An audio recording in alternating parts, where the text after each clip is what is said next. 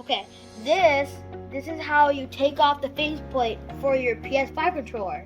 So let's say, oh, I don't like black. I want to change it to this nice, cool blue or green color, whatever it is. It's easy. Go to one side, you use your little toothpick or whatever tool you like to use. You get down there, you kind of scoop it like this, very clear. Then you go to the other side and you do the same thing as you did on the other side. Do you see that?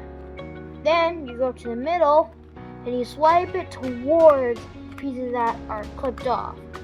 Do the same thing on the other side. See that? Good.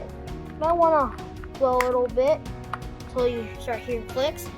Then you want to do here too.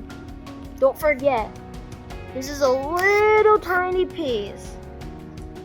So you want to make sure that comes off too. And the handle or the thumbsticks, they don't come off at all.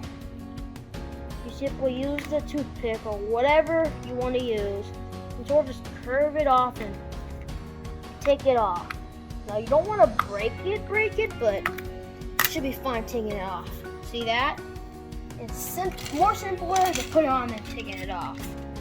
See these picks? You put this through over here.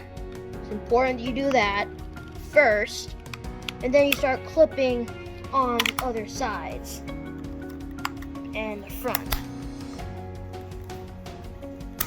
Voila! You've got your PS5 controller in different colors.